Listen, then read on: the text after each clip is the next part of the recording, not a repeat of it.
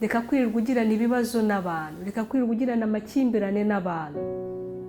Hishura icyo waremewe aba ari cyo ukora.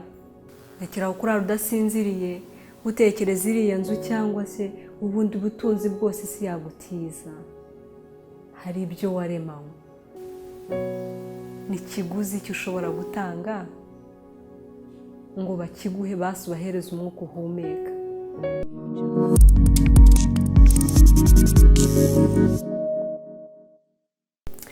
Nibyo koko urahangayitse, ndakumva. Umutima wawe urababaye, ubabajwe nuko utari kubona iterambere wifuza.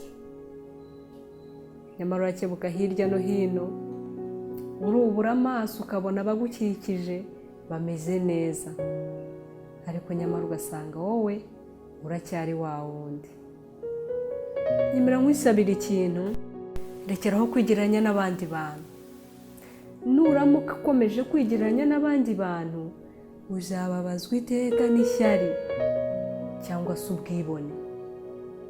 Ishyari byaryo urarizi, ishyari rimunga nka kanseri. Rekeraho kumva ko hari abandi bantu bari hejuru yawe, hari ibyo bafite wowe udafite n'ibyo, ariko nawe hari ibyo ufite nabo badafite.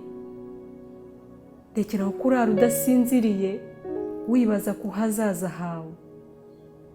Rekeraho kurara udasinziriye utekereza iriya nzu cyangwa se ubundi butunzi bwose isi yagutiza.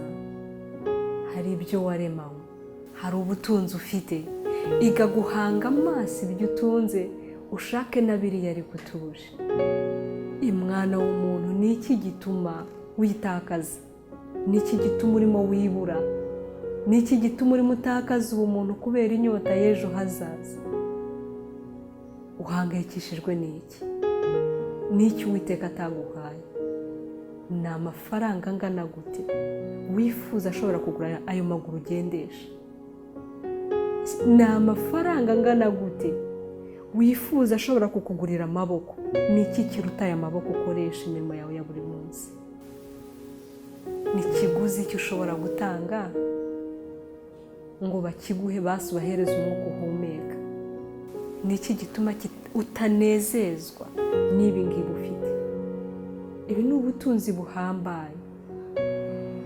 Umubiri wawe ni ubutunzi, ariko nyamara ntujya wibuka no kuwitaho. Iteka wirebera ibyo udafite, iteka uhanga amaso ibyo udafite. Haboneka umuntu wo gufasha ukavuga ngo harimo akantu se. Ni iki gituma tutitabira gufasha abandi? Ese utegereje gukura ngo umenye impamvu ufite amaboko abiri?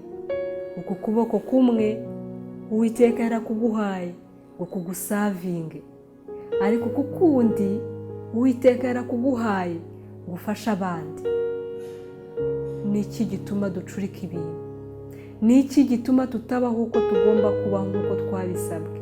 Ese ni iki gituma twifata nk'ibiremwa bidapfa, tukananirwa kunezezwa n'uyu munsi wa none? Funga amaso yawe gatoya, utekereze ko buri munsi hari umwuka winjiza. Ese uwo mwuka ubigiramo uruhe ruhare mu kuwukora? Ibihaha byawe bikora amanywa n'ijoro, ni uruhe ruhare ubigiramo? Ese ni iki gituma utanezezwa n'icyo gikorwa?